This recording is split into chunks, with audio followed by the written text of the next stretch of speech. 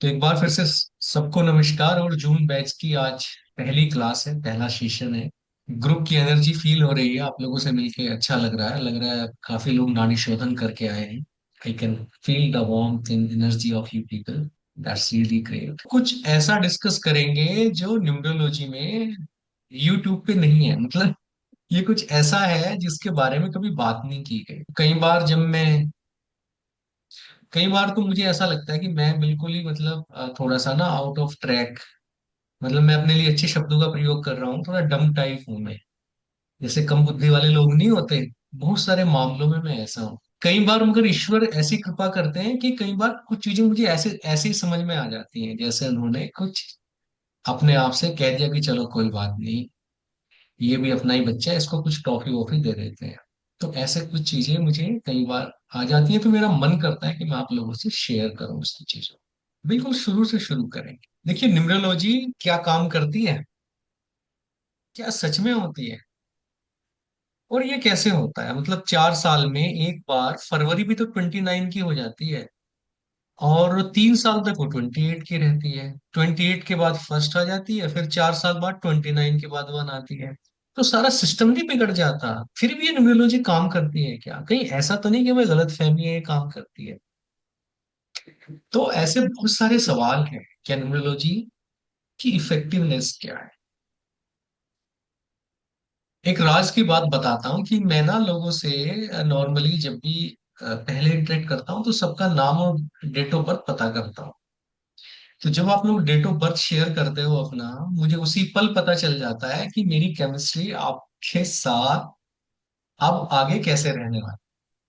और ईश्वर की कृपा से उस चीज में कभी कुछ गड़बड़ नहीं निकली। अगर आपके जो नंबर हैं वो बिल्कुल आपके बारे में जो बताते हैं वही एग्जैक्टली निकलता है। तो मुझे ये समझ में आया कि न्यूमरोलॉजी तो काम करती है, बहुत अच्छे से काम करती है, प्रोवाइडेड कि आप न्यूमरोलॉजी के साथ अपने आप को अलाइन कर। अगर आपने अलाइन कर लिया तो ये आपके लिए वंडरफुल काम करेगी। नहीं अलाइन किया तो ये आपके लिए बिल्कुल काम नहीं करेगा। प्रकृति में कुछ भी अनायास नहीं है ना। एनीथिंग इज नॉट रैंडम, चाहे जितना भी हमें लगता है कि रैंडमनेस है, इवोल्यूशन है, मगर प्रकृति में सब कुछ फिक्स है। अगर लीप ईयर में 4 साल में एक दिन एक्स्ट्रा किया है वो फिक्स है। अगर 2000 साल पहले से ये आपका ईयर सिस्टम चला है इंग्लिश वाला, ये भी फिक्स है। तो यहाँ पे कुछ भी ऐसा नहीं है कि ह्यूमन ने इन्वेंट कर दिया और हो गया, ये सब यूनिवर्स की मर्जी से है। और आज अगर 1 जून 2025 है तो ये मैन मेड नहीं है, ये ईश्वर को ऐसे ही बना था। मगर क्योंकि हमारी बुद्धि छोटी होती है, क्योंकि हमारा विजन छोटा है, क्योंकि हमें यही नहीं पता कि हम कौन है, हमें नहीं पता कि कब हमारा जन्म हुआ था, और हमें ये भी नहीं पता कि कब हमें यहाँ से जाना है, तो इग्नोरेंट से है। जानवर जो चीजें 5 साल में भूल जाते हैं वो हम जीवन भर याद रखते हैं, मगर पुराने जन्म और नए जन्म का हमें कुछ भी याद नहीं। तो हमारी भी लिमिटेशन है। बहुत सारी चीजें हैं जो हमारी समझ के बाहर है, और हमें उसमें बहुत ज्यादा लॉजिक लगाना नहीं चाहिए। ज्यादा लॉजिक हम लगाएंगे तो चीजें उलझ जाएंगी।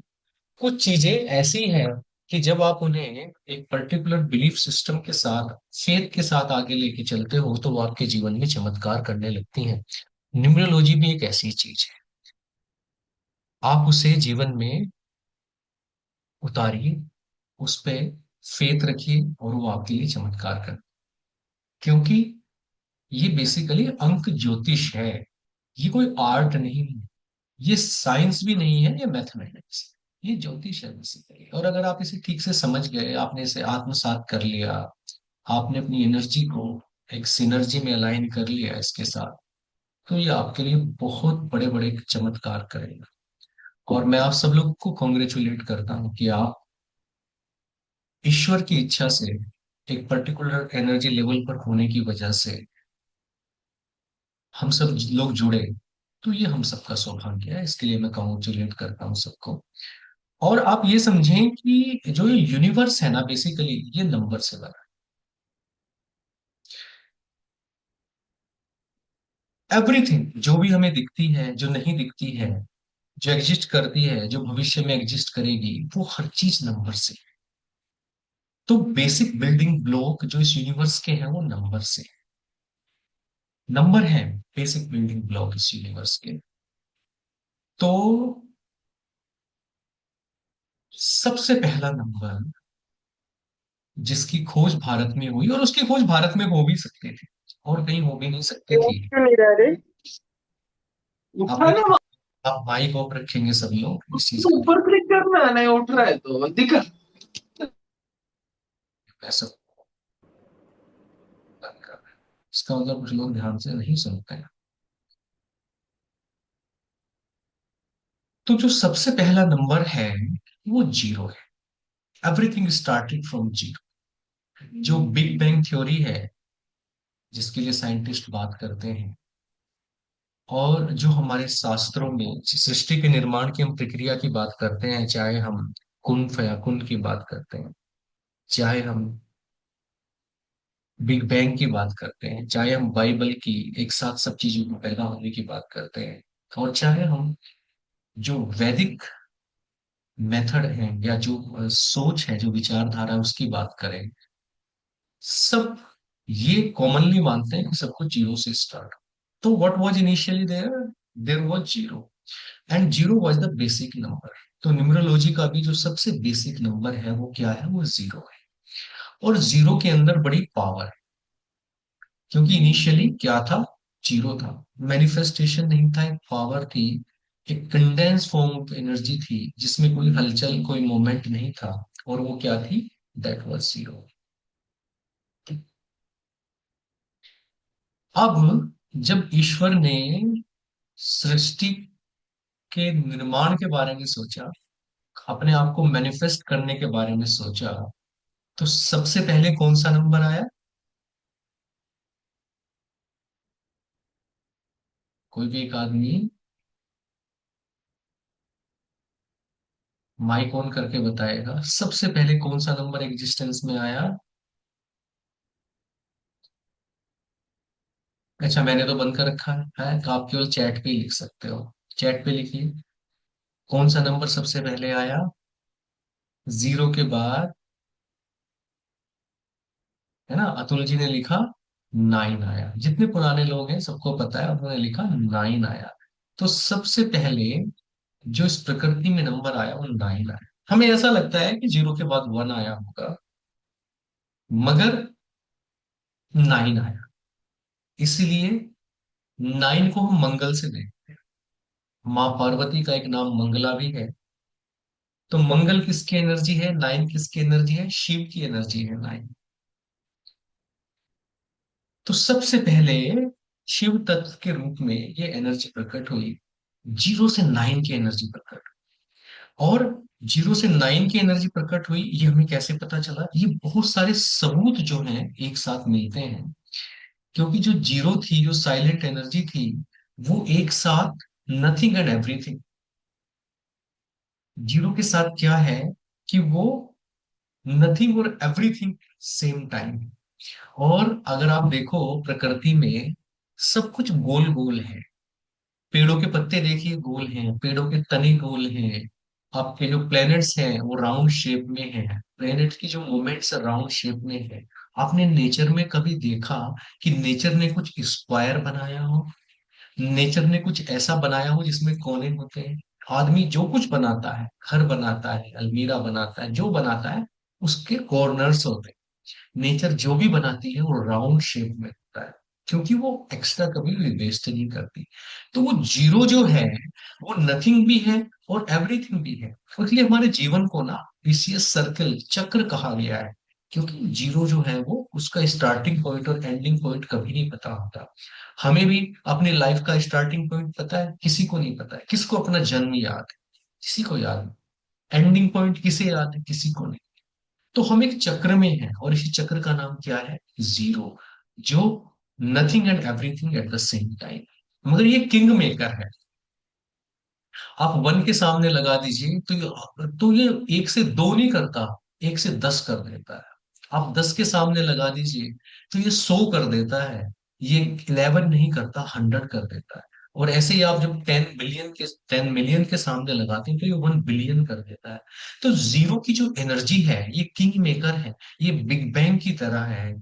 ये आपको कितने लेवल पे ले जाएगी अगर आपने उसे सही जगह प्लेस कर दिया, तो आप उसका इमेजिन नहीं कर सकते। तो जीरो से अगर आप किसी भी चीज को मल्टीप्लाई कर दें तो क्या आता है? जीरो आता है। कितनी कमाल की बात है, किसी भी चीज को आप जीरो से मल्टीप्लाई करें तो जीरो आता है, और किसी भी चीज को आप जीरो से डिवाइड करें तो भी जीरो आता है। किसी चीज को आप जीरो में ऐड कर दें तो वही चीज आ जाती है।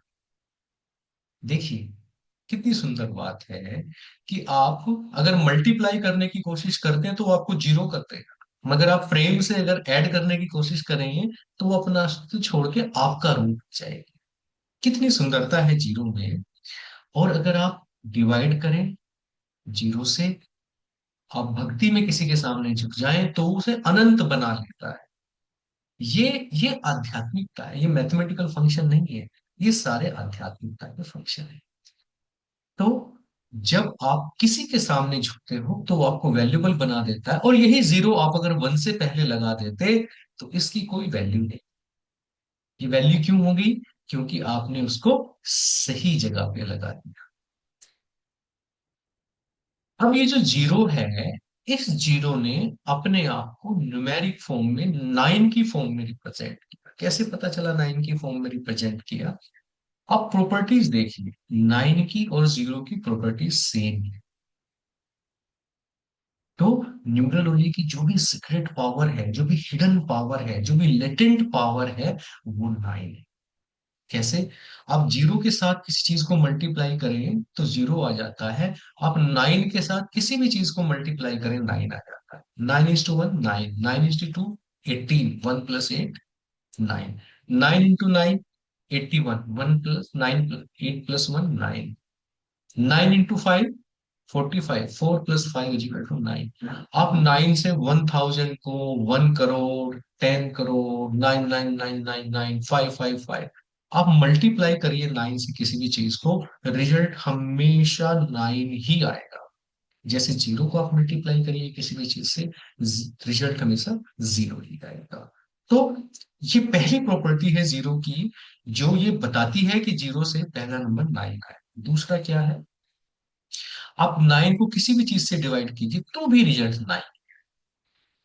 आप नाइन में कोई भी चीज ऐड करिए तो वही नंबर आ जाता है। 9+1 = 10, क्या आ गया? 1। 9+2 = 11, 1+1 = 2। 9+5 = 14, 1+4 = 5। तो नाइन में आप जो भी नंबर ऐड करेंगे उसके सम में हमेशा वही नंबर आएगा। नाइन अपनी पावर वहां पे नहीं दिखाएगा, क्योंकि आप ऐड कर रहे हो। ऐड करना, योग करना, और योग करने से ईश्वर क्या करता है कि उस आपको अपना ही रूप बना देता है, या ईश्वर भगवान भक्त के बस में आ जाता है। तो जब आप ऐड करते हैं जीरो के साथ किसी भी चीज को तो वही चीज आ जाती है। जब आप किसी चीज को जीरो से डिवाइड करते हैं तो वो इनफाइनाइट हो जाती है। ऐसे आप किसी भी चीज को जो नाइन से डिवाइड करते हैं तो उसका रिजल्ट भी इनफाइनाइट आता है। इस प्रकार से आपने देखा कि नाइन की जो पावर है वो सबसे पहले मैनिफेस्ट। अब आप देखिए, नाइन ने जब अपने आप को डिवाइड किया तो नंबर नाइन से बने 8 7 6 5 4 3 2 1। तो अगर आप वन से लेके और एट तक के सारे नंबर का टोटल करें, नाइन से कौन से नंबर बने? 8 7 6 5 3 2 1।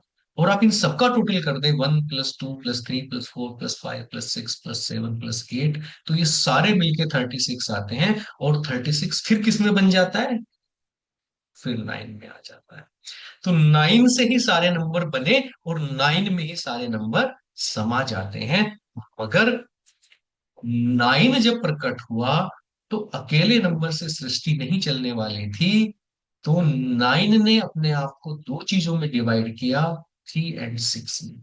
तो इस प्रकार से बन गए तीन नंबर। कौन कौन से? 3, 6 एंड 9।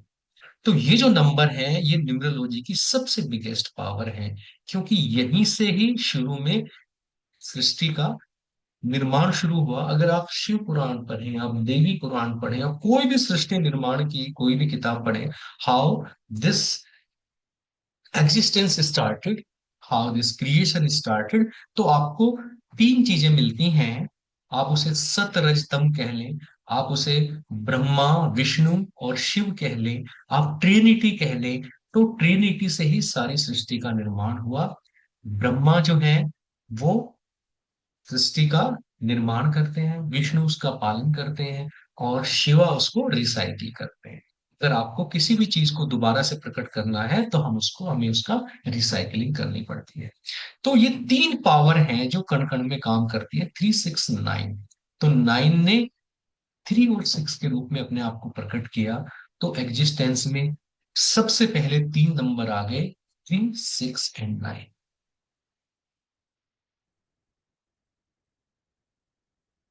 फिर हाँ मनोज जी, मनोज जी आप जो है चित्रकारी ना करें, ठीक है। स्क्रीन पे लाइनें दिख रही हैं। तो ये जो आपका 3 6 9 था, इसने फर्दर अपने आप को डिवाइड किया थ्री नंबर्स। किस किस तरीके से डिवाइड किया? थ्री ने डिवाइड किया अपने आप को 1 एंड 2 में, सिक्स ने अपने आप को डिवाइड किया 5 एंड 4 में, नाइन ने अपने आप को डिवाइड किया 8 और 7।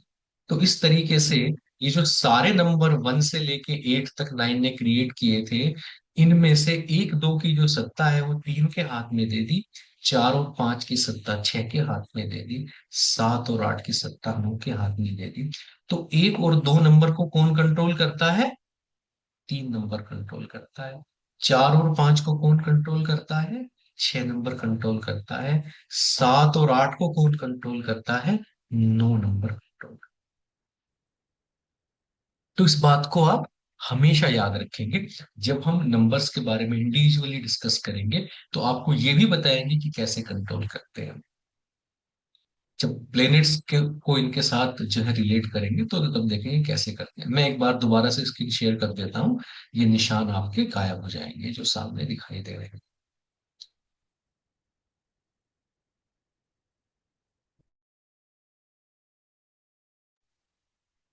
वो इस तरीके से आप अगर देखेंगे तो नंबर आए 1 2 3 4 5 6 7 8 9, और शुरू में 9, 9 से 3 एंड 6, 3 एंड 6 से बाकी नंबर। तो इस तरीके से 1 से लेके 9 तक सारे के सारे जितने भी नंबर थे वो एग्जिस्टेंस में आ गए।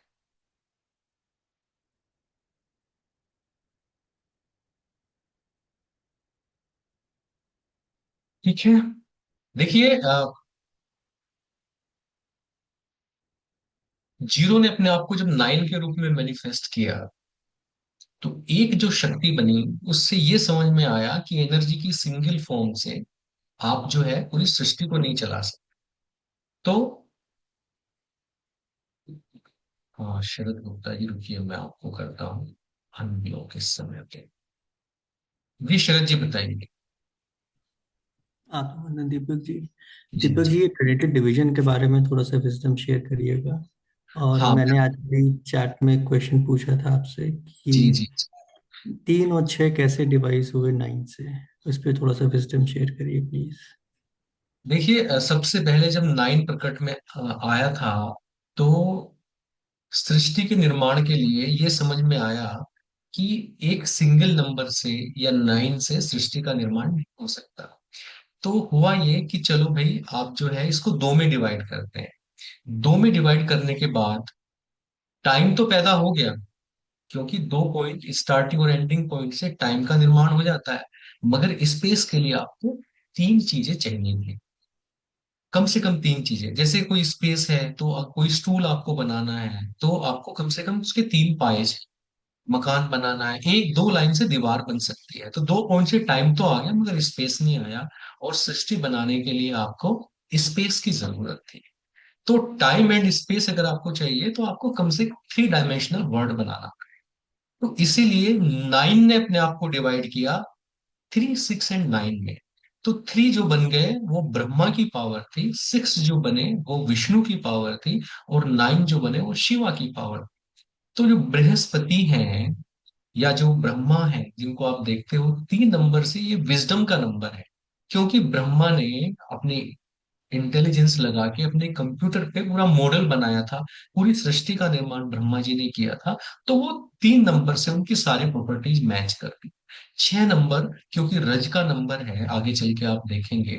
तो 4 5 6 जो आप देखोगे ये तीनों मोमेंट के नंबर हैं, इनमें आपको हमेशा मोशन मिलेगा। तो 6 नंबर जो था वो सृष्टि को चलाने के लिए विष्णु जी की शक्ति जो थी, जो किसी भी प्रकार से सृष्टि के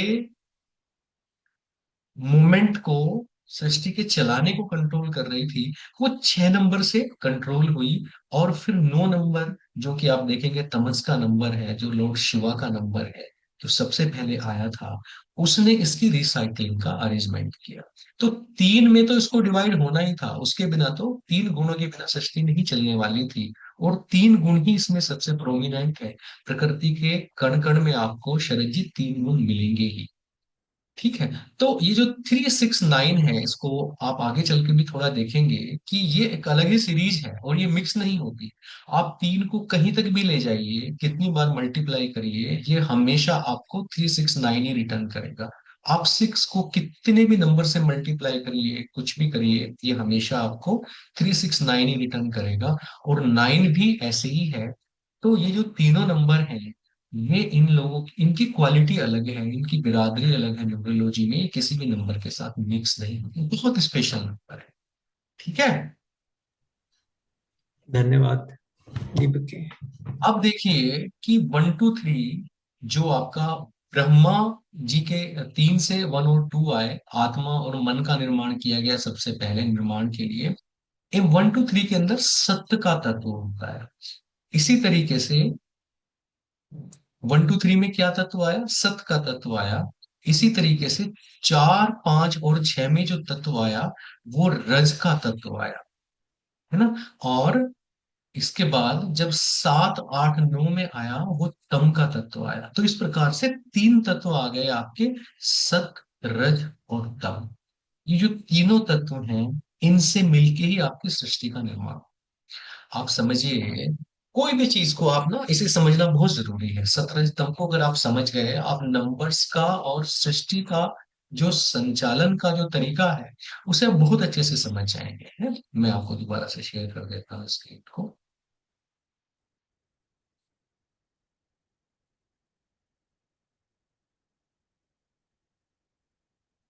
हाँ जी। तो प्रकृति के कण कण में ये 3 गुण काम कर रहे हैं। जैसे आपका जो कंप्यूटर का स्क्रीन अगर आप देखेंगे ना, RGB के नाम से, उसमें 3 कलर हैं। जो तीनों की जो बीम है वो कंटिन्यूअसली मूव करती रहती है। और उसी से करोड़ों प्रकार के जो आपके कलर्स हैं आपकी स्क्रीन पे जनरेट होते हैं। आप देखेंगे कि जब आप कोई मूवी देख रहे हैं या एक क्लास कर रहे हैं, कितने सारे कलर दिख रहे हैं, पर वो बेसिक रूप में 3 ही हैं। आपको कंप्यूटर का एक्सपर्ट बताएगा कि कलर 3 ही हैं, उनके मिक्सर से। इसीलिए ये 3 गुण हैं, इनके डिफरेंट डिफरेंट कॉम्बिनेशन से दुनिया में इतने प्रकार के मन बन गए हैं। हर व्यक्ति डिफरेंट है क्योंकि इनका कंपोनेंट अलग है। तो 1 2 3 से सत तत्व देखते हैं, 4 5 6 से रज तत्व देखते हैं, 7 8 9 से तम तत्व देखते हैं। तो ये प्रकृति के कण कण में काम करते हैं। जैसे आप किसी गाड़ी की बात करें, एक गाड़ी है जो स्टार्ट होके खड़ी हुई है, या एक व्यक्ति है जो सुबह सो के उठा हुआ है, फुल ऑफ एनर्जी है, हार्ट बीट चल रही है, सब कुछ चल रही है, मगर अभी लेटा हुआ है, सत्य है ये। जब आपने गाड़ी स्टार्ट है और उसका एक्सीलेटर दबाया और उसको आगे की तरफ मूव करना शुरू किया, ये रज तत्व है। रज हमेशा एक मूवमेंट होता है, एक मोशन होता है। तो जब आदमी बेड से उठा और उसने अपने काम करने शुरू किए, ये रजस तत्व। तो रजस तत्व में हमेशा कुछ ना कुछ गति होती है, मूवमेंट होता है। और वो आदमी शाम को आया, आके थक के रात को सो गया, और सोने के बाद और आप जो है रैम नॉन रैम जो भी उसकी स्लीप चल रही है, जो रिपेयरिंग हो रही है उस टाइम पे, वो सारी प्रक्रिया तम के टाइम पे होती है।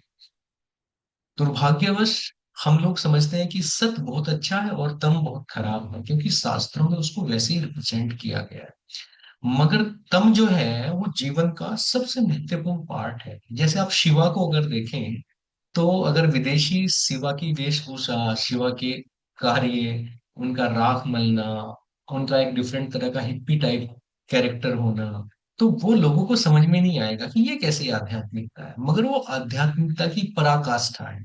ऐसे ही तम तत्व होता है। तम तत्व क्या है? जब आप रात को सो जाते हैं तो तम तत्व है। जब आप कहीं गाड़ी लेकर जाते हैं, गाड़ी चल रही है, वो रज तत्व है। जब गाड़ी पहुंच गई और आपने गाड़ी रोक दी, रोकने के बाद इग्निशन ऑफ कर दिया, गाड़ी वहां बिल्कुल ऐसे खड़ी हो गई कि वो 1 करोड़ साल तक भी वैसे ही खड़ी रहेगी, अगर उसमें फिर से सत्व तत्व न लगाया जाए, रज न लगाया जाए। तो ये तम तत्व है। जब कोई चीज बिल्कुल इनर्शिया में होती है, मूवमेंट में नहीं होती, सब कुछ रुका होता है, तो तम बोलते हैं। तो जब आप तम तत्व में होते हो रात में, फिर तम की वजह से ही आप मॉर्निंग में सत्व तत्व में आते हो। अगर आपको ठीक से रात में सोना ना दिया जाए, अगर तम की वहां पे व्यवस्था ना हो, तो आप फ्रेश होके नहीं उठेंगे। और अगर आपको लगातार 5 रात तक ना सोने दिया जाए, तो आपका ब्रेन ही काम करना बंद कर। तो तम तत्व का उतना ही महत्व है जितना सत तत्व का है। सुबह 2 बजे से लेके, क्योंकि हम 24 घंटे होते हैं, और 24 को जब हम 3 हिस्सों में बांटेंगे, तो 8 × 3 = 24। तो ये जो 8 8 घंटे की साइकिल है, ये तीनों तत्वों को दी गई। सुबह के 2 बजे से लेके और 10 बजे तक के 8 घंटे वो सत्व के घंटे होते हैं। तो सत्व की जो आप देखिए कि जितने भी क्लब हैं, जितने भी आपके डांसिंग बार हैं, वाइन के, या जितने भी लोग, जो लोग रात में चोरी करते हैं, गलत कार्य करते हैं, वो, उनके लिए जो भी मेलेटोनिन है, वो 2 बजे तक जाके बिल्कुल सबको सुला देगा। कोई भी कार्य ऐसा करने वाला जो गलत कार्य में रत है, 2 बजे के बाद नहीं जाग सकता। 12 बजे वो डाउन होना शुरू होता है, 2 बजे तक डाउन हो जाता है। पहले गांव में जब चोर मिलते थे, तो बड़े लोग ये कहते थे कि 2 बजे के बाद निकलना, कोई चोर सुबह के टाइम पे जागा हुआ नहीं रह सकता। जितनी भी राक्षसी ताकतें हैं वो सो जाती हैं। तो 2 बजे से जो समय स्टार्ट होता है वो सत्य का समय है, और कब तक चलता है? वो सुबह 10 बजे। 10 बजे के बाद, 10 से लेके शाम के 6 बजे तक रज का समय है। तो अब दुनिया में किसी को भी देखिए, दुनिया में सभी लोग सुबह के 10 बजे से शाम के 6 बजे तक कोई कार्य करते हैं, रज का कार्य करते हैं, कोई बिजनेस करते हैं, कोई नौकरी करते हैं, मूवमेंट का कार्य करते हैं। और सुबह आप किसी भी सभ्यता में जाएं, सत्य के समय पे सब लोग पूजा करते हैं। कोई आदमी सुबह बैठ के क्लब में नहीं जाता, कोई आदमी सुबह जो है वो म्यूजिक बजा के डांस नहीं करता, और रात को जो है सुबह सुबह शराब पीने नहीं बैठता है। तो सुबह का समय हर व्यक्ति के लिए, हर धर्म के लिए पूजा का समय है, क्योंकि उसका जो एनर्जी है, जो इंक्लिनेशन है, वो सत्य की एनर्जी है। ऐसे ही 10 से 6 बजे तक का जो समय है, वो रज का समय है। और हर व्यक्ति रजस के जो गुण है, जो मूवमेंट है, जो एम्बिशन है, जो कमाना है, जो संसार को चलाना है, जो मशीनरी है, वो पूरी एक्टिव रहती है। फिर 6 बजे के बाद क्या होता है? 6 से लेके रात को 2 बजे तक आप जितने भी प्रकृति में जानवर हैं, सबको देखिए, सब के सब खाना पीना बंद कर देते हैं, अपने घोंसलों में चले जाते हैं, अपने घरों में चले जाते हैं, शांत हो जाते हैं। मनुष्य भी अपने मूल रूप में यही करता था। अब तो हमने आर्टिफिशियल लाइटें लगा के, आर्टिफिशियल घर बना के जीवन को दूषित कर लिया है।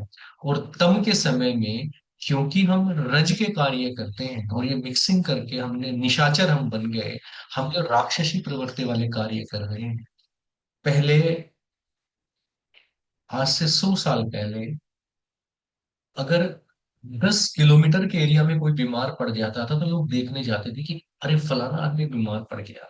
अब जब हमने तम में रज के कार्य हम कर रहे हैं, कोई व्यक्ति जो 50 के ऊपर है, ऐसा नहीं है जो किसी कोई बीमारी ना हो।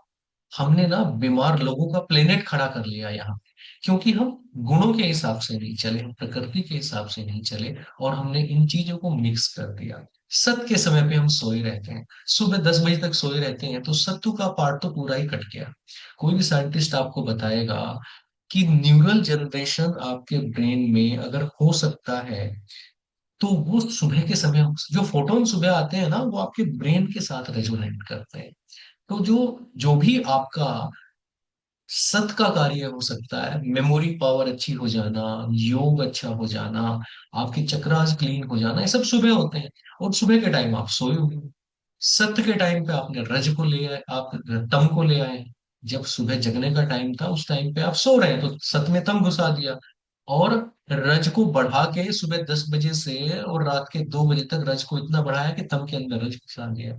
इसी वजह से हम सब लोग मानसिक रूप से और शारीरिक रूप से परेशान हैं।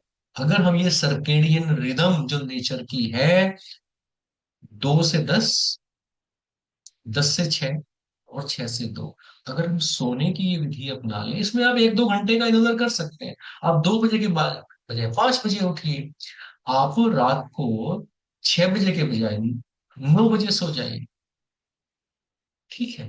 तो अगर थोड़ा सा हम गड़बड़ करेंगे, ज्यादा 50% से ज्यादा नहीं करेंगे, तो भी नेचर हमें माफ कर देगी, मगर हमने तो इसे पूरी तरीके से गड़बड़ कर लिया है। तो सत रज तम जो 3 चीजें हैं, जो जीवन के हर एक पल पल में आपको मिलेंगी, हर जगह आप जीवन में जो भी आप देखते हो, तो आप उसे 3 चीजों में डिवाइड कर सकते हैं। कुछ भी आप देख लीजिए वो 3 चीजों में डिवाइड हो सकता है, सत में, रज में और तम। ये मन की 3 स्थितियां हो। इसे बॉडी चक्राज के आधार पे भी इस कोर्स में बाद में हम लोग लेंगे, क्योंकि फिर ये थोड़ा हैवी हो जाता है और न्यूमरोलॉजी कम नजर आती है ना। और वैदिक न्यूमरोलॉजी ऐसे ही चलती है। आपको नंबर्स का इन गुणों के साथ कनेक्शन देखना पड़ेगा। अब आप देखिए, इसमें मैं आपको कुछ चमत्कारिक चीजें बताता हूँ। आप इन तीनों को ऐड करेंगे 6 आएगा, आप इन तीनों को ऐड करेंगे 6 आएगा, आप इन तीनों को ऐड करेंगे 6 आएगा।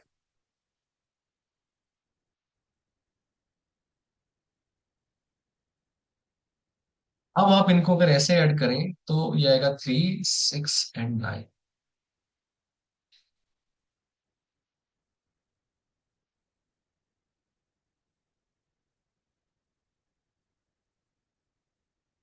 तो तीनों को ऐड करने से हमेशा आपको 6 ही मिलेगा। और जब आप इसे वर्टिकली ऐड करेंगे तो आपको 3, 6, 9।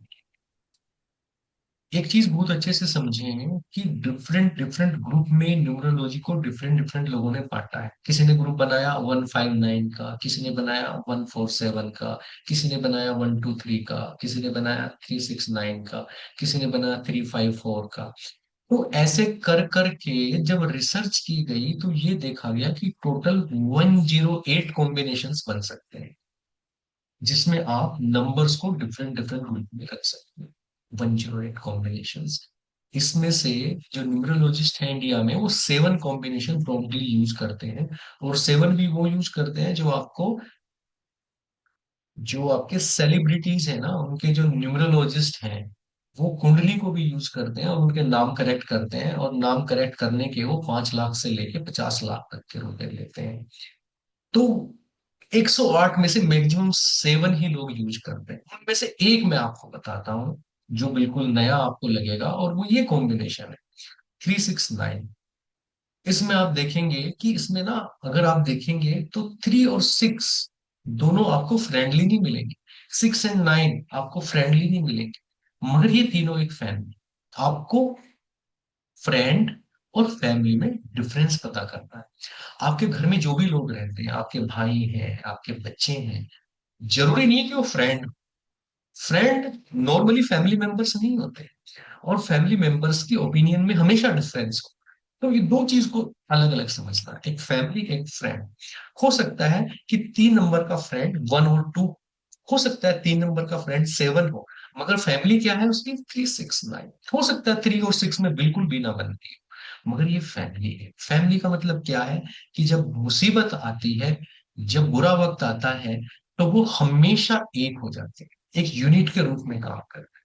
जो दो भाई, अगर एक भाई की किसी वजह से इंसल्ट हो रही है, एक भाई को हॉस्पिटल में जाने की या लाइफ थ्रेटनिंग कुछ हो गया, तो भाई चाहे 10 साल से बात ना करता हो, तुरंत वो ब्लड रिलेशन एक्टिव हो जाएगा और लेके हॉस्पिटल दौड़ेगा। तो जो फैमिली होती है वो नॉर्मली आपको एक साथ नहीं मिलेगी, मगर मगर जब मुसीबत का वक्त आएगा तो आपको फैमिली एक साथ खड़ी नजर आएगी। इसे कहते हैं फैमिली। फैमिली अलग चीज है, फ्रेंड अलग चीज है। तो इस तरीके से 3 कॉम्बिनेशन हुए। पहला कॉम्बिनेशन हुआ 1, 4 एंड 7 का कॉम्बिनेशन हुआ। तो 1, 4, 7 को मिला के क्या आता है? 3। 258 को मिला के क्या आता है 6, 369 को मिला के क्या आता है 9। तो जिसके भी ग्रिड में, ध्यान से सुनना, जिसके भी ग्रिड में 147 नेचुरली आते हैं नंबर्स, जिसके भी ग्रिड में 147 नेचुरली नंबर्स आते हैं, ये लोग सरस्वती के द्वारा, विद्या के द्वारा बहुत सारा धन कमाते हैं। हो सकता है उनकी कोई अपनी सॉफ्टवेयर कंपनी हो, या कोई भी एकेडमी हो, कोई ऐसा कार्य हो, या कहीं पे भी विजडम के द्वारा जब भी आपको कमाने की बात आएगी, तो हमेशा 147 ऐसे आदमी के ग्रिड में। दूसरा कॉम्बिनेशन है 258। ये आदमी हमेशा प्रॉपर्टी में इन्वेस्ट करके खूब सारा पैसा कमाते हैं, क्योंकि ये आपके नंबर हो गए लक्ष्मी जी के नंबर। तो 258 जिसके पास ये तीनों नंबर हैं, प्रॉपर्टी भी खूब होगी, और प्रॉपर्टी लेने में और सेटल करने में खूब पैसे ये आदमी कमाएगा। 369 जिसके पास होंगे, ये वो व्यक्ति हैं जो आपको 2 नंबर की तीनों मिलकर एनर्जी देते हैं, और इसमें तीनों गुण आते हैं। तो ये आदमी आपको विभिन्न विभिन्न रूपों से आपको अर्न करते हुए नजर आएंगे, क्योंकि ये शिवा का नंबर है। ये व्यक्ति आपको आईएएस पीसीएस ऑफिसर भी मिल सकता है, ये टीचर भी मिल सकता है, और इसकी इम्यूनिटी भी बहुत अच्छी होगी, क्योंकि अल्टीमेटली ये 9 को रिप्रेजेंट करता है। तो सबसे ऑस्पिशियस अगर आपके ग्रिड में कोई नंबर है, तो वो 369 है। अगर वो नेचुरली आते हैं तो बहुत अच्छी बात है। ऐसे व्यक्ति हमेशा लकी होते हैं।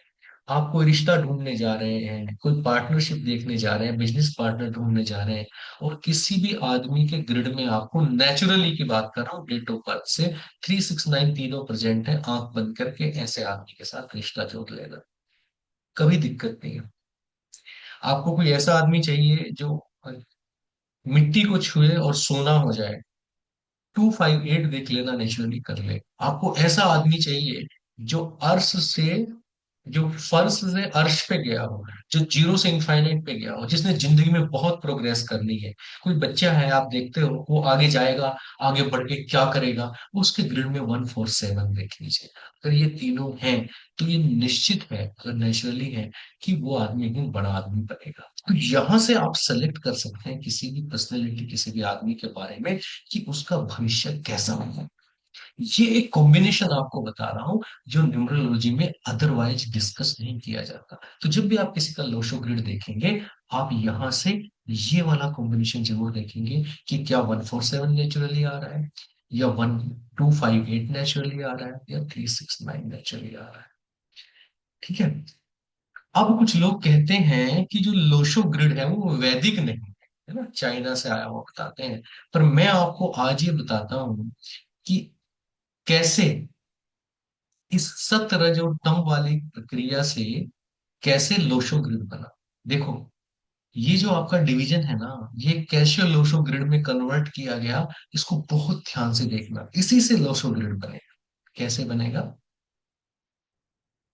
ये जो आप देख रहे हो, जो ट्रेन की डिवीजन था, 1 2 3 4 5 6 7 8 9, इसमें अगर आप किसी लाइन या रो को डायगोनल में कन्वर्ट कर दें, और जो डायगोनल्स हैं इसके, उनको रो और कॉलम में कन्वर्ट कर दें, तो ये लोशो ग्रिड बन जाता है। ठीक है। कैसे? जैसे इसमें आप देखिए, 4 5 6, 4 5 6 क्या है? एक रो है। 258 क्या है? एक कॉलम है।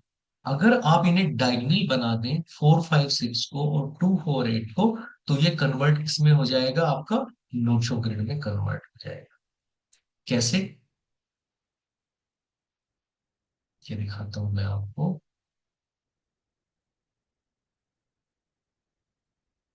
जैसे यहाँ पे क्या है, 4 5 6, 4 5 6, यहाँ पे क्या है? रो, और इसे किस में कन्वर्ट करना है?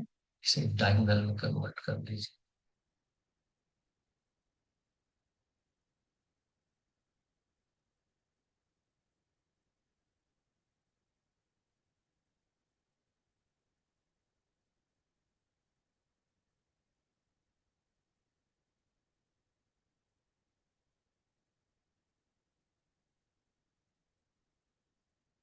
तो ये क्या बन गया, हमने लिखा 4, 5 एंड 6। रो को किस में कन्वर्ट कर दिया, डायगोनल में कन्वर्ट कर दिया 4, 5, 6 को।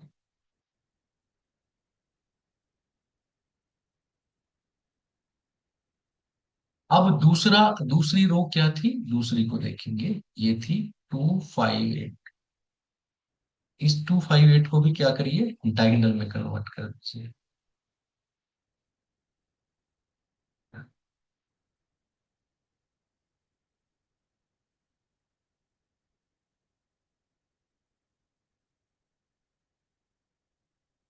तो ये क्या बन गया, 2, 5, 8। 2, 5, 8 को हमने क्या किया, डायगोनल में कन्वर्ट कर दिया। 45 डिग्री इसको घुमाया, 45 डिग्री इसको घुमाया, और इस तरीके से आपने क्या देखा कि ये बन गया आपका, इतने नंबर आ गए। अब जो इसके डायगोनल थे 1, 5, 9, है ना, आपने क्या किया, इसको प्लस को कन्वर्ट कर दिया क्रॉस में। अब जो इसके 1, 5, 9 थे, जो डायगोनल था इसको रो में कन्वर्ट कर दिया, 1, 5, 9। और दूसरा डायगोनल क्या था, 3, 5, 7, तो इसको भी 3, 5, 7 में कन्वर्ट कर दीजिए। और इस तरीके से जो ट्रिनिटी डिवीजन था वो किस में कन्वर्ट हो गया, नोशन।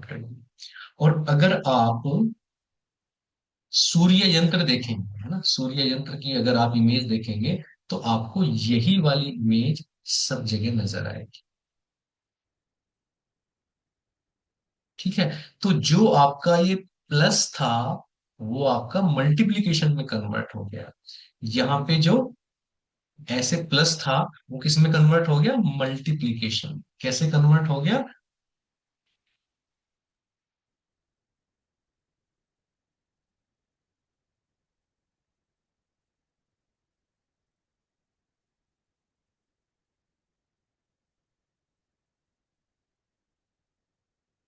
ठीक है। यहाँ पे 2, 5, 8, 4, 5, 6 क्या बना रहे थे, प्लस का साइन बना रहे हैं, तो यहाँ पे क्या 4, 5, 6, 2, 5, 8 क्या बना रहे हैं, मल्टीप्लीकेशन का साइन बना रहे हैं। ठीक है, ये डिफरेंस है। और इसमें जो मल्टीप्लीकेशन का साइन बना रहे थे वो इसमें प्लस का साइन बना रहे हैं, बस इतना चेंज आया। और इसी चेंज के साथ में ये क्या बन गया आपका, यहाँ पे जो आपके बना रहे थे,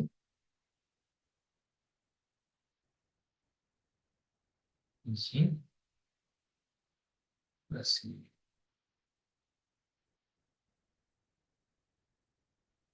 वो यहाँ पे क्या बना रहे हैं, वो यहाँ पे बना रहे हैं, ठीक है।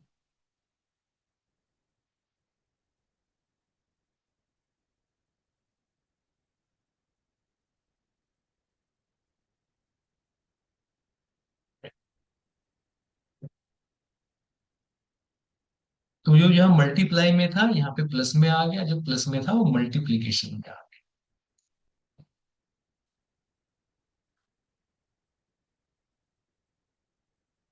1, 5, 9, तो 1,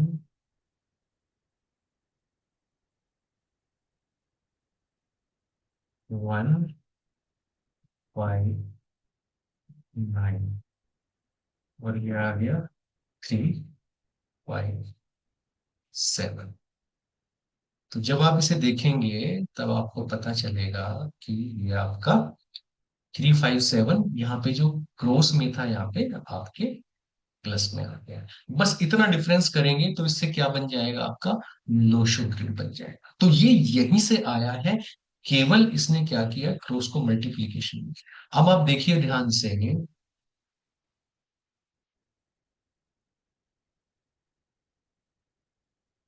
इसमें देखिए, अगर मैं इसको 45 रोटेट करने लगूं, कैसे, इसको ऐसे, इसको ऐसे, इसको ऐसे, इसको ऐसे, तो कहीं ना कहीं आपको स्वास्तिक जैसी स्ट्रक्चर्स नजर आने लगेंगे। तो ये अभी रिसर्च का विषय है, इसमें आगे भी बढ़ेंगे अभी और देखेंगे कि किस प्रकार कैसे अंकों की एनर्जी अल्टीमेटली आगे बढ़ के काम कर रही है। ठीक है।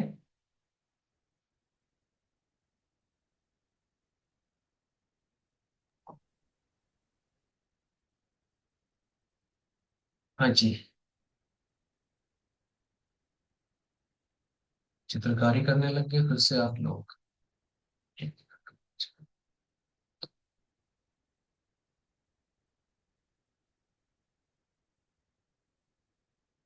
कोई प्रश्न अगर यहाँ तक है तो आप लोग पूछ सकते हैं, फिर इसके बाद आगे बढ़ेंगे। पहले हैंड रेज करेंगे फिर प्रश्न पूछेंगे, यहाँ तक की किसी भी चीज में कोई प्रश्न अगर है। हाँ पारुल जी बताइए। सर वो 108 कॉम्बिनेशन, वो समझ में नहीं आया क्या कैसे कॉम्बिनेशन है सर। जैसे ये ऐसे कॉम्बिनेशन होते हैं, जैसे मैंने कॉम्बिनेशन बनाया 147 का, दूसरे आदमी ने बनाया 157 का, तीसरे ने बनाया 128 का। तो अगर आप अलग अलग तीन तीन नंबर्स के कॉम्बिनेशन बनाएं तो टोटल 108 कॉम्बिनेशंस बनते हैं। 9 नंबर है ना आपके पास। ठीक है सर, कॉम्बिनेशन बना लिए। तो ये कॉम्बिनेशन क्यों बनाते तो रिसर्च की है ना हमारे ऋषि मुनियों ने, हैं? अच्छा। है ना। वो तो आप आगे आपको जाके समझ में आएगा कि 157 एक फैमिली के नंबर है। 1 राजा है, 5 उसका बेटा है, और 7 उसका बुजुर्ग है जो राजपाट छोड़ के अब मोक्ष की यात्रा पे लग गया। तो जब आप नंबरों की आत्मा को समझेंगी, थोड़ा आगे चलना पड़ेगा इसके लिए, ठीक तो है। आपको पता चलेगा कि लोगों ने, जैसे चाइनीज ने कॉनकॉर्ड के नाम से एक सिस्टम जनरेट किया है, कॉनकोर्स बोलते हैं वो, CONCORD। उन्होंने अलग सिस्टम बनाया है, क्योंकि वहां पे एलिमेंट्स अलग होते हैं, वुड और मेटल एलिमेंट होता है। तो मुझे तो वो कुछ ज्यादा समझ में नहीं आता, इसलिए मैंने अपना जो है ये 1 2 3 4 5 6 के नाम से अलग से कॉम्बिनेशन बनाया है। और जो मुझे हम्म। काम करता हुआ भी नजर आया, मैंने चाइनीज को लिया नहीं बहुत सारे कारणों से। जी जी। काफी समय मैंने उस पर लगाया पर मुझे वो जमा नहीं कॉम्बिनेशन। तो ऐसे 108 टोटल कॉम्बिनेशन हो सकते हैं, ठीक है। ठीक है। है ना, जिसमें थैंक से यू। एक कॉम्बिनेशन मैंने आज आपको बताया है 147 258 369 का, जो आपको न्यूमरोलॉजी में और जो आपको यूट्यूब पे नहीं मिलेगा कॉम्बिनेशन। हम्म। बाकी लोशो ग्रिड के जितने भी कॉम्बिनेशंस हैं, है ना, golden plane, silver plane, emotional plane, popularity plane, वो सारे प्लेन हम डिस्कस करेंगे। वो वेल मेच्योर्ड हैं और लोगों ने उस पर काम किया है, वेल रिसर्च है, सारे वो कॉम्बिनेशन मिलेंगे आगे सब पढ़ाएंगे आप। ठीक है। Thank you. और कोई सवाल नहीं तो फिर आगे। हाँ जी, चंकित बताए।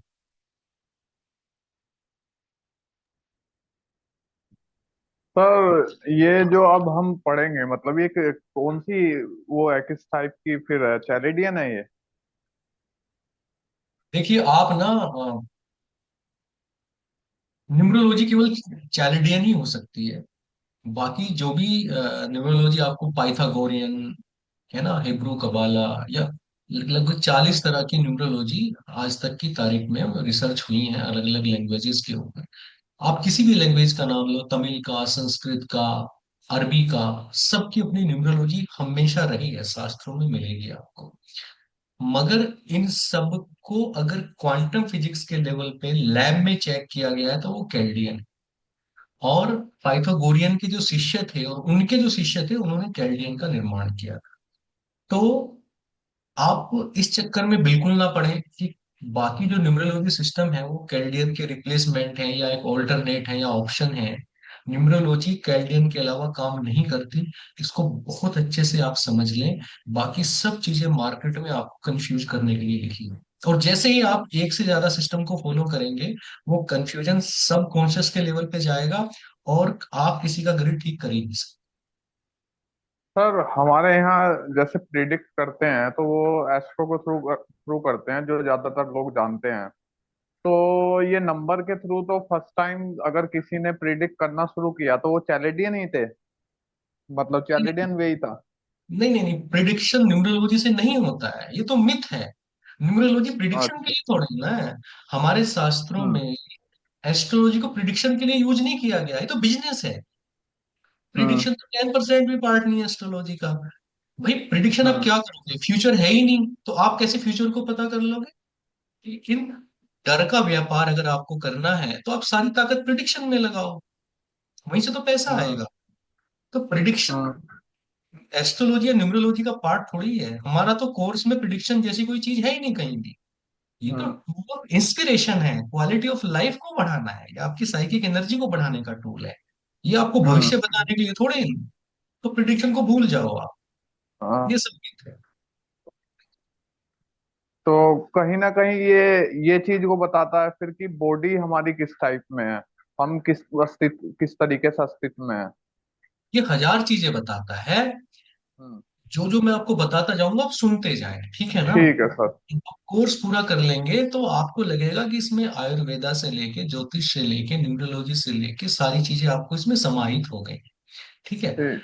चीजों को देखिए, जो वैदिक कल्चर है उसमें कहीं पे आपको कोई डिफरेंस नहीं मिलेगा, चाहे आप कपिलवाद की बात करें, सतरजतम की बात करें, आप हम्म। आयुर्वेदा की बात करें, आपको डिफरेंस नजर नहीं आएगा। वो लिंक लेकिन हमें तलाशने हैं। अगर वो लिंक हम नहीं तलाशेंगे तो हमको आयुर्वेदा अलग से याद करना पड़ेगा, ज्योतिष अलग से याद करनी पड़ेगी, न्यूमरोलॉजी अलग से याद करनी पड़ेगी, अपने धर्म ग्रंथ गीता अलग से याद करनी पड़ेगी, पतंजलि योग सूत्र अलग से याद करना पड़ेगा। लेकिन हम कनेक्शन अगर पकड़ गए तो एक ही चीज से सारे कनेक्शन निकल आए। तो जहाँ पे चीजें आके मर्ज होती है, यही तो वैदिक की खासियत है, वो हमें चीजें पकड़, हम्म। ना कि हमें 20 चीजों के बारे में सोचना है। आप 20 चीजों के बारे में सोचेंगे, ये भी पढ़ लूं वो भी पढ़ लूं, वैदिक ग्रिड बना लूं, लोशो ग्रिड बना लूं, और हम्म। मैं दशा सिस्टम देख लूं, और मैं कैल्डियन समझ लूं, फिर मैं इसको जो है पाइथागोरियन से भी कर लूं, मैं सारी चीजें सीख लूं, इतनी बड़ा मैं मेरे दिमाग में रायता कन्वर्ट हो जाएगा कि मैं किसी का भी ग्रिड ठीक कर ही नहीं सकता, किसी का नाम करेक्ट नहीं कर पाऊंगा। तो इसलिए हम्म। Clarity of mind is the power, ये चीज याद रखना। हम्म। दो नावों पे कभी सवार ठीक। नहीं। ठीक। यही जो इतनी सारी चीजें यूट्यूब पे ना आपको इंफॉर्मेशन से भर के हम्म। आपके दिमाग में वायरस डाल दिए गए हैं, सबसे बड़ा कंफ्यूजन में कि हम्म। हम ना, जब से ये रील वगैरह और यूट्यूब आया है तो ओवर इंफॉर्मेशन मतलब कॉन्स्टिपेशन हो गया इंफॉर्मेशन का हमारे दिमाग। तो हम्म। आज की तारीख में क्या सीखना ये महत्वपूर्ण नहीं है, क्या नहीं सीखना है इससे आप जीते। बिल्कुल सर, बिल्कुल, बहुत बढ़िया सर, ये तो बहुत बढ़िया बात बता रहे हो। एक साधे सब सधे। हाँ हाँ, बहुत यही तो आयुर्वेद का फंक्शन है, बिल्कुल सही बात की है आपने। अब एक को साधिए ना, बाकी सब सध जाएगा। देखिए, एस्ट्रोलॉजी में वेस्टर्न है, साउथ इंडियन है, इंडियन है, चाइनीज है, कौन सही है कौन गलत है? इनफैक्ट सारे सही हैं और कोई भी गलत नहीं है, मगर आप एक सूत्र को पकड़ के चलेंगे, पहुंच वहीं जाएंगे आप, मगर तरीके अलग अलग हैं। पर आपने रास्ते थोड़ी देर इस पे चले, थोड़ी देर इस पे चले, थोड़ी कहीं नहीं पहुंचेंगे आप। तो किसी एक चीज को पकड़िए, दूसरे की विद्या को छोटा नहीं समझना है, और अपनी विद्या के साथ किसी को मिक्स नहीं करना है। दूसरे की विद्या का सम्मान करिए और अपनी विद्या के साथ समय और ध्यान दीजिए, तो आप देखेंगे कि जीवन में सफलता ही सफलता है। ठीक है सर, ठीक है, धन्यवाद। हाँ जी, शरद जी बताएं। दीपक जी, चक्र जी ने बड़ा अच्छा ही प्रश्न पूछा। मेरे ख्याल से पहला पार्ट तो उसी में ही आंसर हो गया। मेरा दूसरा प्रश्न मेरे ख्याल से शायद सभी मास्टर्स के लिए है कि ये बेसिकली वैदिक न्यूमरोलॉजी को हम यहाँ पे स्टडी कर रहे हैं, हम उसका ज्ञान अर्जित कर रहे हैं यहाँ पे, अगर मैं सही सोच रहा हूँ तो, या सही समझा तो। देखिए, मैं आपको शरद जी एक बात बताता हूँ कि आप पूरी दुनिया में घूम जाइए, जी। न्यूमरोलॉजी, एस्ट्रोलॉजी और रिलीजन, वो सनातन के बाहर कुछ है ही नहीं। हम्म। अगर वो सनातन के बाहर आपको नजर आता है तो इसका मतलब उसे ठीक से समझा नहीं गया है। तो हम्म। न्यूमरोलॉजी दुनिया में कोई भी पढ़ाए, वो वैदिक के अलावा पढ़ा ही नहीं सकता। जी। अगर वो 1 नंबर से सूर्य ले रहा है हम्म। और 6 नंबर से शुक्र ले रहा है तो वैदिक है। इसके अलावा कोई क्या पढ़ा लेगा? तो आप इस गलत फहमी ना रहें कि ये लोशो है, या किसी और कंट्री की है, या कीरो है। न्यूमरोलॉजी वैदिक के अलावा कुछ नहीं हो सकती। ग्रिड आप अपनी मर्जी का, या आप जो है कैल्डियन सिस्टम जो है अपनी मर्जी का आप सिलेक्ट कर सकते हो, लेकिन न्यूमरोलॉजी हमेशा वैदिक ही पॉसिबल।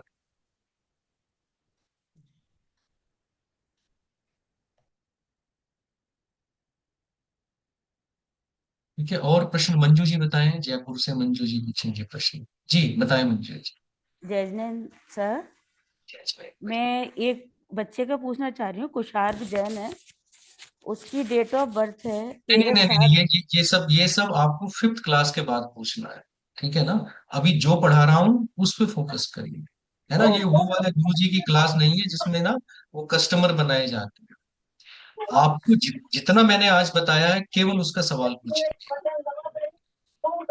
अच्छा, ओके ओके। हाँ, आज जो पढ़ाया है उसमें कोई कंफ्यूजन हो तो बताइए। जी अंजू बहन बताए।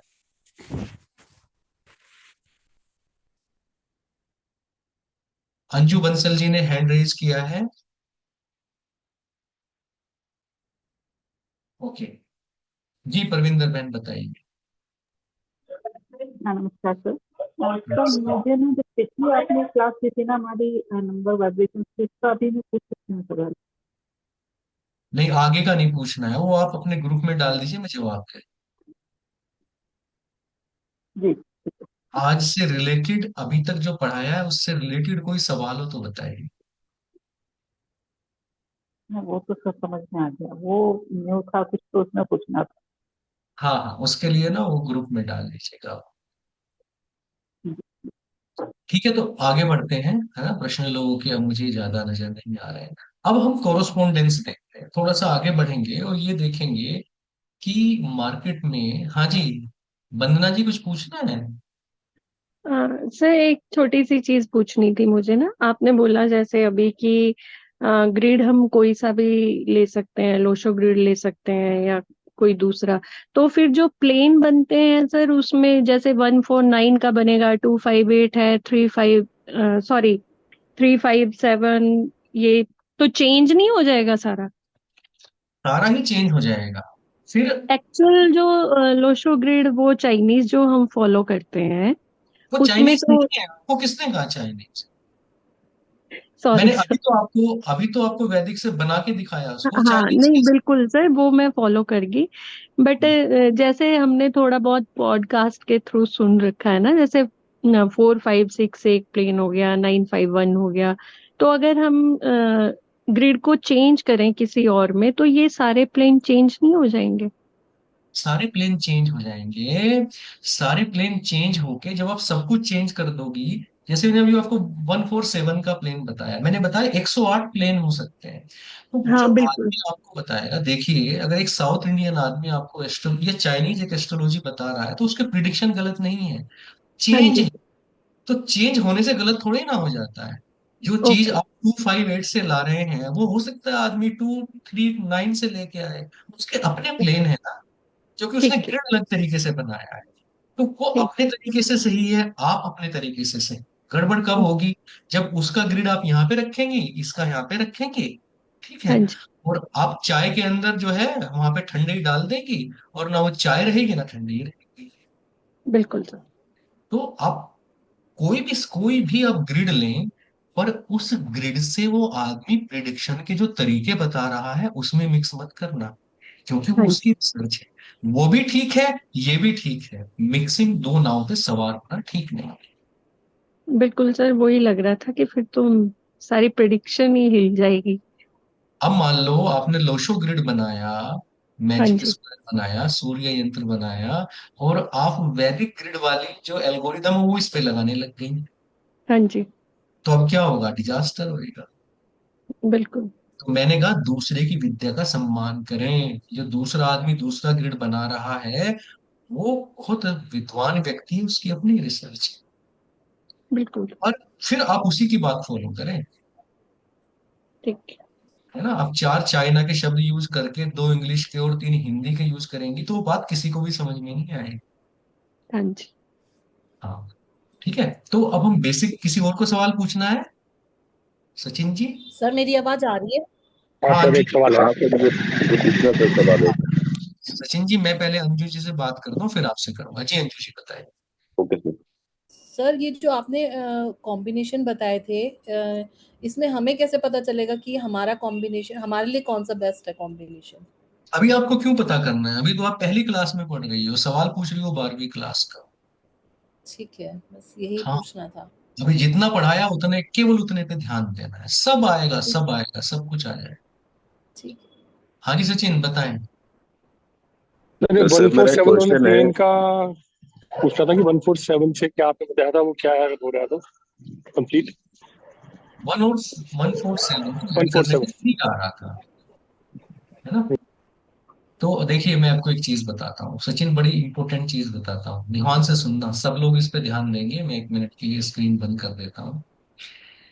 कि हमारे शास्त्रों में हमने हमेशा देखा है कि जिस व्यक्ति के पास सरस्वती होती थी उसके पास लक्ष्मी नहीं आती थी, और जिस व्यक्ति के पास लक्ष्मी होती थी सरस्वती नहीं आती। आपने हमेशा देखा होगा, विद्वान लोग नॉर्मली आपको गरीब मिलते थे।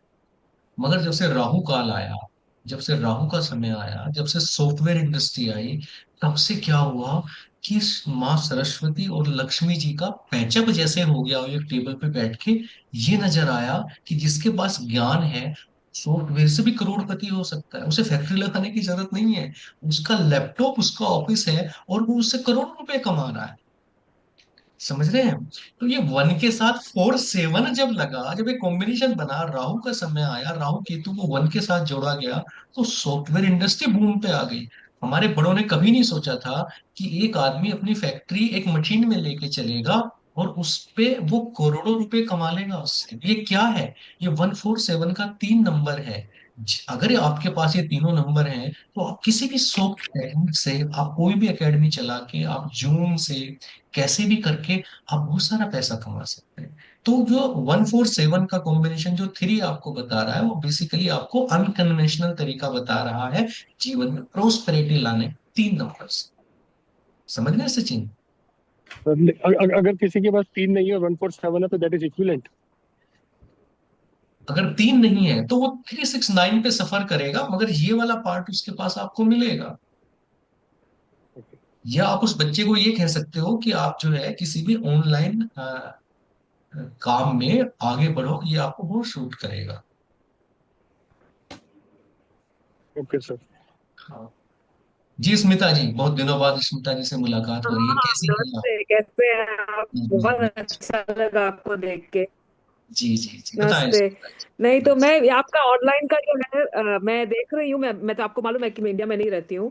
तो जी ऑनलाइन का एक्चुअली ऐसा नहीं है कि पैसे ही बनाने के लिए, क्योंकि यहाँ पर विदेश में तो हर जगह रेगुलेशन चलता है ना। और जो कंपनी प्रोवाइड करती है उनको भी टैक्सेशन सब भरना पड़ता है। और इसलिए देखिए आप अमेरिका और यूके में कितने हैं, बहुत कम ही है। सिलिकॉन वैली भी सिर्फ कैलिफोर्निया में ही है, थोड़े ना हर जगह यूएस से बना हुआ है सिलिकॉन वैली, ऐसा बिल्कुल नहीं है। इंडिया में भी सिर्फ बैंगलोर में ही, पुणे में भी है, पुणे में ही बना हो, कहाँ बना है? हाँ, थोड़ा बहुत गुड़गांव में भी है।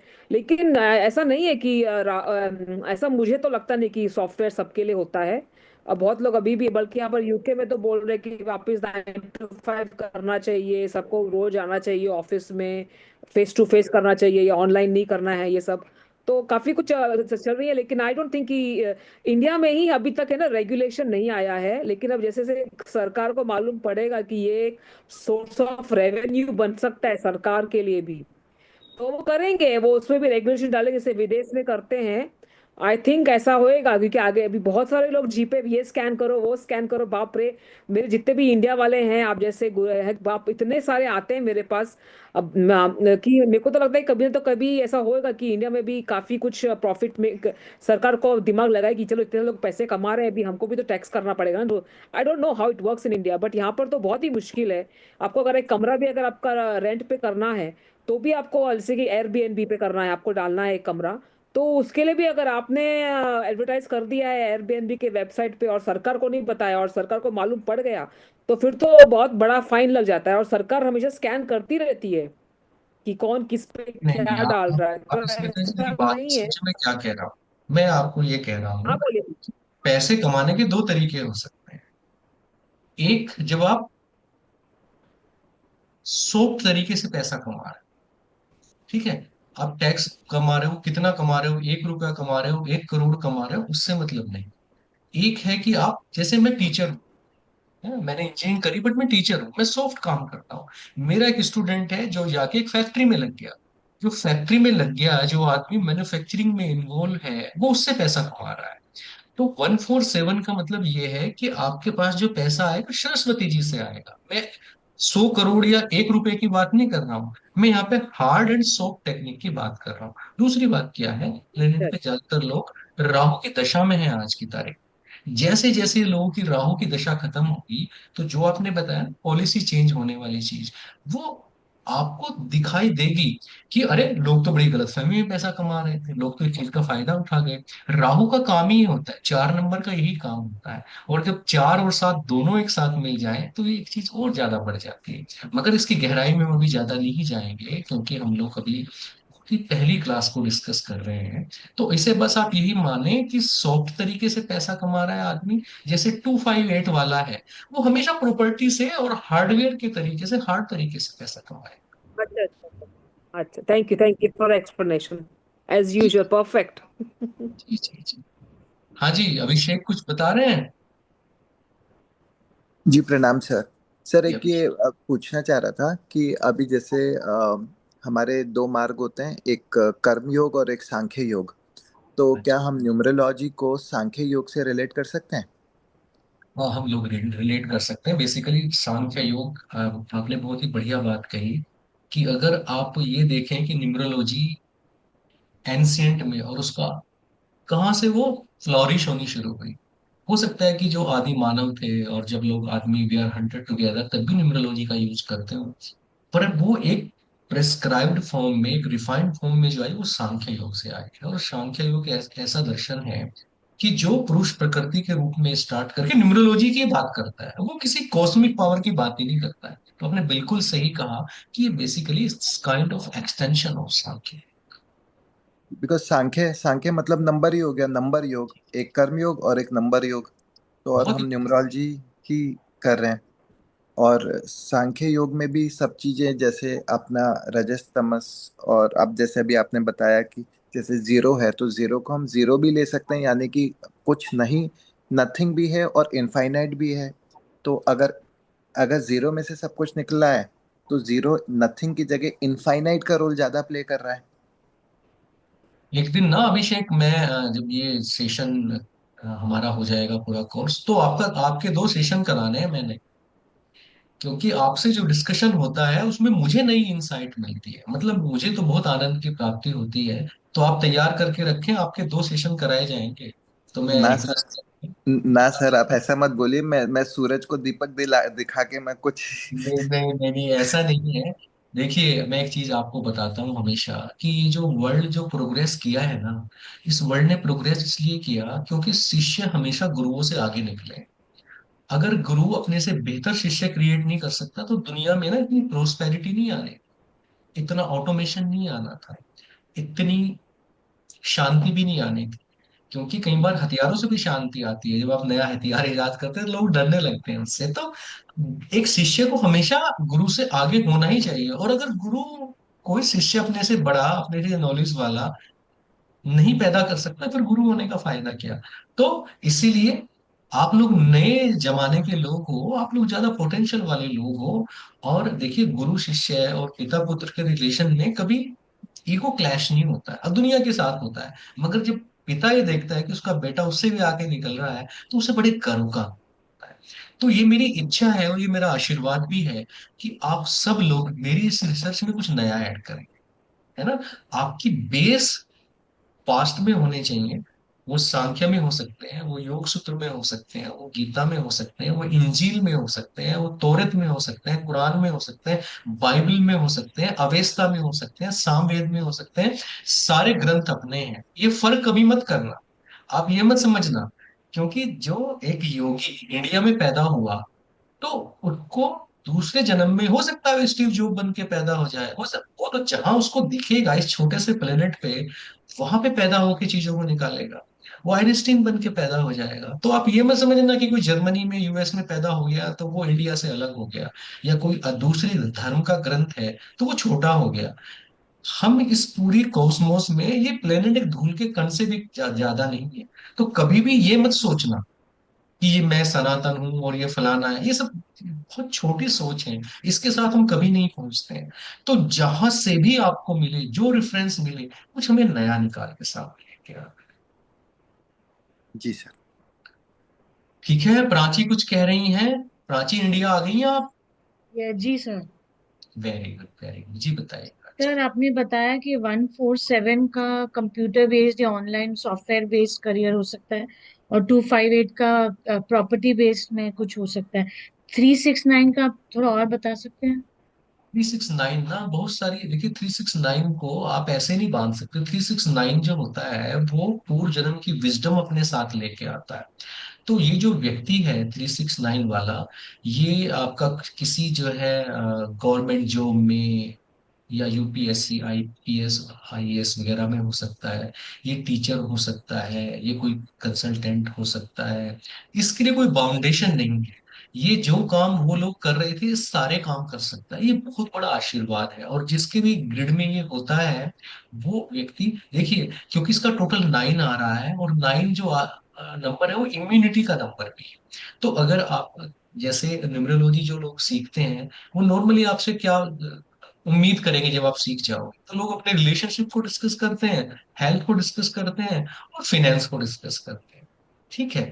तो फिनेंस की अगर बात करें तो ये आपका ज्यादातर आपको देखने को मिलेगा 258 से। तो ऐसे ही जो आपका हेल्थ है ना वो 369 पे बहुत डिपेंड करता है, क्योंकि 9 इम्यूनिटी का नंबर है और 369 से 9 भी आ रहा है। तो इसके बहुत सारे एक्सप्लेनेशन हो सकते हैं, और ये हमें निकालना है अल्टीमेटली कि 369 से कौन कौन से एट्रीब्यूट निकल के आ रहे हैं। बहुत सारी चीजें हो सकती हैं, बट ये मल्टी फेकेटेड मल्टी डायमेंशनल है, इसमें कोई शक नहीं। Thank you sir. हाँ जी। फिर हम थोड़ा सा देखते हैं कि कौन सा नंबर कौन से प्लेनेट को रिप्रेजेंट करता है। तो एक नंबर आपका रिप्रेजेंट करता है सन को, 2 नंबर रिप्रेजेंट करता है मून को, 3 नंबर रिप्रेजेंट करता है जुपिटर को, 5 नंबर मरक्यूरी को, 6 नंबर वीनस को, 8 नंबर सैटर्न को, 9 नंबर मार्स को। मैं हिंदी में बता देता हूँ। 1 नंबर से सूर्य देखते हैं, 2 नंबर से चंद्रमा देखते हैं, 3 नंबर से बृहस्पति देखते हैं, 5 नंबर से बुध, 6 नंबर से शुक्र, 8 नंबर से शनि, और 9 नंबर से मंगल। तो ये न्यूमरोलॉजी में सब जगह एक जैसा है, तो इसलिए वैदिक नॉन वैदिक का कोई कंसेप्ट यहाँ पे नहीं आ रहा है, ये सेम है। बस जो लोग एस्ट्रोलॉजी से आए हैं, मैं उन लोगों को ये बताना चाहता हूँ कि ये 1 नंबर वो वाला सन नहीं है जो एस्ट्रोलॉजी का सन होता है, और ये 5 नंबर का मरकरी वो मरकरी नहीं है जो एस्ट्रोलॉजी में होता है। ये कोरस्पोंडेंस तो है, बट ये एग्जैक्ट नहीं है। जैसे अगर आप बात करें एस्ट्रोलॉजी की, तो वहां पे किंग सन होता है, आत्मा होती है ना। सन के कांटेक्ट में जो भी नंबर आ गया, जो भी प्लेनेट सन के पास आ गया, तो वो कंबस्ट हो जाता है और अपना इफेक्ट नहीं दिखा पाता। तो सन वहां का राजा है। अगर आप बात करें नाड़ी एस्ट्रोलॉजी की साउथ की, तो वहां पे जुपिटर राजा है। मगर न्यूमरोलॉजी में जो किंग है वो आपका मरकरी है, 5 नंबर है। तो ये 5 नंबर एस्ट्रोलॉजी वाला 5 नंबर नहीं है, ये उससे कहीं बड़ा है, बहुत बड़ा है। तो न्यूमरोलॉजी में मिडिल आप देखिए, 5 के ऊपर आपको 3 नंबर ऊपर दिख रहे होंगे, 3 नंबर नीचे दिख रहे होंगे, तो ये मिडिल है, ये मिडिल पिलर है न्यूमरोलॉजी का। और इससे ज्यादा वैल्यू किसी चीज की नहीं। तो इसे इस चक्कर में मत घुस जाना कि मरकरी के अंदर घुस गए 5 नंबर के, नहीं नहीं नहीं, 5 नंबर बहुत वाइड है, उसकी बहुत सारी प्रॉपर्टी मरकरी जैसी है, इसलिए हम कहते हैं कि ये मरकरी है, मगर ये उससे बड़ा है। ठीक। तो ये 1 to 1 कोरस्पोंडेंस नहीं है, ये सेम और आइडेंटिकल होने वाली बात नहीं है, ये बस एक रेफरेंस देता है। मगर नंबर्स की अगर आत्मा को समझनी है तो अब प्लेनेट से बहुत आगे जाना पड़ेगा, प्लेनेट्स पे लिमिटेड नहीं रहना। नंबर्स की अपनी जो एनर्जी है वो 30 to 40% प्लेनेट से मैच करती है, बाकी 60 to 70% उनका अपना ओरा अलग ही है।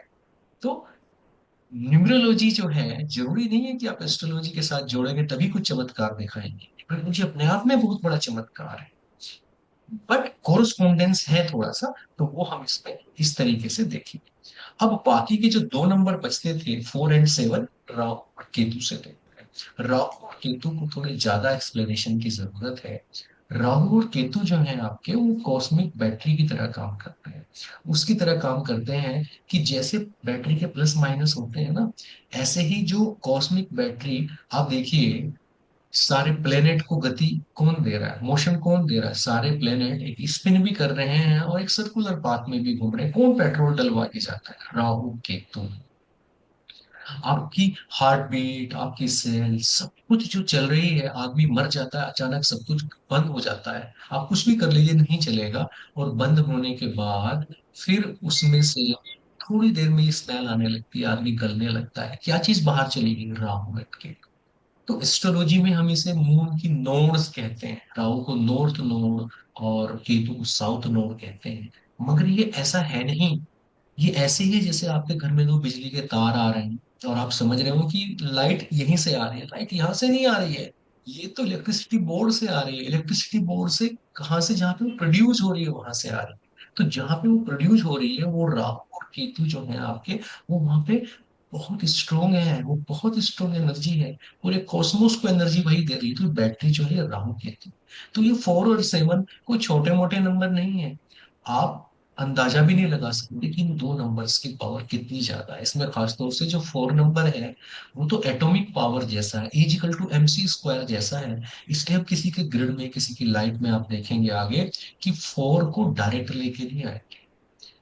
जैसे हम मोबाइल चार्ज करेंगे 5 वोल्ट से, जैसे हम एसी चलाएंगे 220 240 वोल्ट से। मगर जो राहु केतु की पावर आती है, जो पावर लाइन है, हो सकता है उसमें 33 लाख वोल्ट की पावर आ रही है। तो उससे अपनी डिवाइस थोड़ी लगा लेते हैं। हम तो उसको रिड्यूस कर कर करके अपने लेवल पे लेके आते हैं। तो 4 नंबर की पावर वही हाई पावर है। हाई पावर के साथ टैपिंग कभी नहीं करनी है आपको। नहीं, 4 नंबर नहीं लेके आएंगे। नेचुरली आपको दिया गया तो टैपिंग करके दिया गया है। या फिर कोई न्यूरोलॉजिस्ट इतना स्मार्ट है कि वो आपके ग्रिड में टैपिंग कर कर कर करके 4 नंबर ला रहा है। मगर वो भी बहुत ही रिस्की प्रक्रिया है, इसलिए 4 नंबर को ज्यादा नहीं पकड़। मगर 4 नंबर से राहु और 7 नंबर से केतु देखते हैं तो इस तरीके से आपका कंप्लीट हो जाता है। 1 से सन, 2 से मून, 3 से जुपिटर, 4 से राहु, 5 से मरकरी, 6 से वीनस, 7 से केतु, 8 से सैटर्न, 9 से मार्स। तो इस तरीके से ये कोरस्पोंडेंस होती है नंबर्स की। अगली जो क्लास होगी, उस क्लास में हम फिर आपको डिजिटल स्टोरी बताएंगे कि इन नंबर्स का आपस में क्या रिलेशन होता है। आज की क्लास को यहीं पे एंड करेंगे। कोई प्रश्न अगर आपका है तो पूछ सकते हैं आप। सर मेरा है एक क्वेश्चन। हाँ जी, बताइए। सर जैसे आपने बताया 147, अगर इसमें एक भी नंबर मिसिंग हो तो वो जो आप बता रहे थे कि भाई सरस्वती से वो आता है, तो एक भी नंबर मिस हो तो उससे फर्क पड़ता है? हाँ, फिर वो कॉम्बिनेशन नहीं बता। कोई भी नंबर, चाहे 1 हो मिस, चाहे 7 हो, चाहे 4 हो। कोई सा भी मिस है फिर आप उसको भूल जाओ। आप फिर देखिए कि दूसरा कौन सा कॉम्बिनेशन पूरा हो रहा है। अच्छा सर, एक ये है कि 147 और 369 हो रहा है, मतलब दोनों ही कॉम्बिनेशन हो रहे हैं।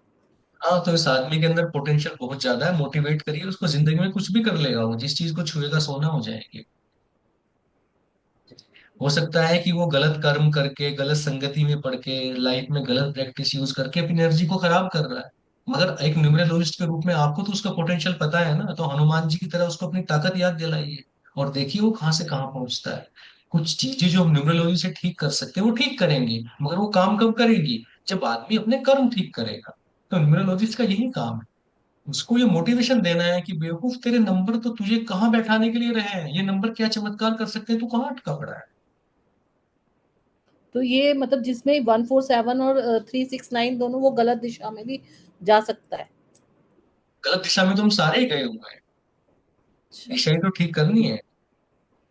आपको क्या लगता है कि किसी की ग्रेड में 147 है तो वो आपको जो है अरबपति नजर आएगा? भिखारी भी नजर आ सकता है। यही इसी गलत फहमी में तो मरते हैं हम लोग कि पढ़ लेंगे न्यूमरोलॉजी में कि 147 होना चाहिए। फिर आप एक आदमी आपको करोड़पति 147 वाला दिखेगा और एक दर दर मारा हुआ दिखेगा जिसको जो भी नहीं मिल रही है, तो आपको लगता है न्यूमरोलॉजी तो गड़बड़ है, ये तो सब पे लागू नहीं होती। समझ रही है इस बात को? मगर ये चीजें हाँ जी। आपको एडवांस कोर्स में बताई जाती है कि अगर लागू नहीं हो रही है या लागू नहीं है तो इसका मतलब ये नहीं है कि पोटेंशियल नहीं है। हो सकता है आपका बच्चा जिसे क्लास टॉप करनी थी, वो नशा करके क्लास में फेल हो रहा हो।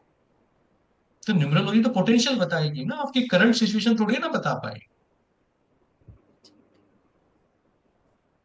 सर वो जैसे कमी है फिर किसी चीज की, जैसे अगर जैसे आप बता रहे हो 147 है, अगर वो चीज नहीं हो पा रही है तो कहीं ना कहीं मतलब किसी चीज में कमी है वो। कमी है, एक्स्ट्रा मैरिटल अफेयर में अटका हुआ है, या झूठ बोलने में अटका हुआ है, रिश्वत लेने में अटका हुआ है, शराब मांस का सेवन कर रहा है, कुछ ना कुछ गड़बड़ कर रहा है। ऐसे नेचर किसी को पनिश नहीं करती है।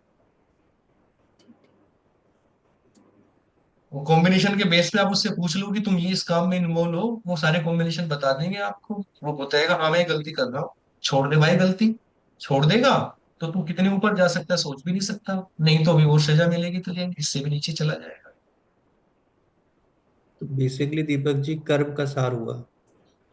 देखिए, कर्म ही प्रधान है इस विश्व में। न्यूमरोलॉजी एस्ट्रोलॉजी कुछ प्रधान नहीं है। बाकी सब पैसे बनाने के धंधे हैं। बाकी सब चीजें आपको 10 से मल्टीप्लाई कर देंगे, लेकिन कर्म अगर 0 है तो 100 से मल्टीप्लाई करने से भी कुछ आएगा नहीं। इस चीज को बहुत अच्छे से समझ लें अगर आप आरडी न्यूमरोलॉजी से कोर्स कर रहे हैं। ये कोई चमत्कार नहीं होने वाला कि आप किसी के ग्रिड में 4 लाओगे और वो कल जो वो आदमी है कोई संत महात्मा या अनिल अंबानी या मुकेश अंबानी बन जाएगा, कुछ नहीं होना।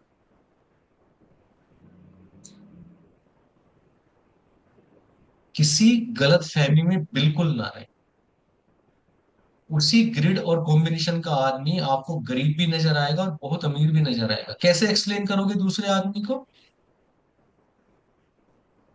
क्योंकि जो न्यूमरोलॉजी सिखाने आया है वो तो अजीम प्रेम जी का ले लेगा, अमिताभ बच्चन का ले लेगा, और एक फिर मुकेश अंबानी जी का ले लेगा या किसी और का ले लेगा, और आपको खुश कर देगा बड़े बड़े आदमियों के ग्रिड लेके कि देखो क्या चमत्कार हो रहे हैं।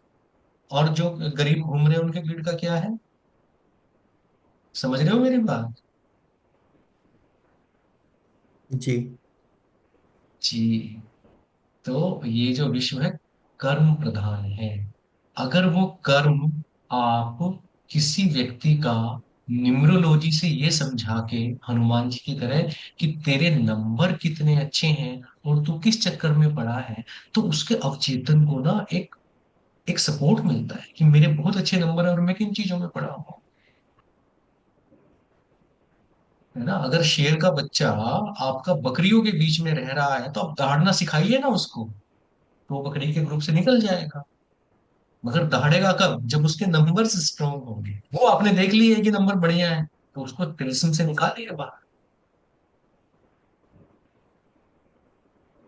ठीक है, कोई और प्रश्न हो तो बताए, नहीं तो आज की क्लास को फिर यहीं पे रोकेंगे।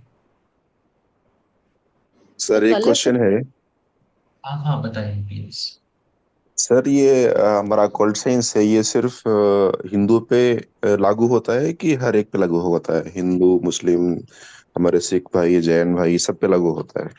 नहीं नहीं, तो मैंने तो इसमें आपको धर्म ईश्वर की कोई ऐसी बात ही नहीं करी जिसमें कोई ऐसा लगे कि हाँ ये किसी रिलीजन से रिलेटेड है। जिसके खून का रंग लाल है और खाना मुंह से खाता है और स्माइल कर सकता है और दूसरे को प्रेम कर सकता है, उस पर लागू होगा, बाकी का पता नहीं। सर मैंने ये क्यों पूछा ना, जैसे हम लोग, आप बोल रहे हो कि हमको नॉनवेज नहीं खाना है, तो हम लोग खाते भी नहीं है।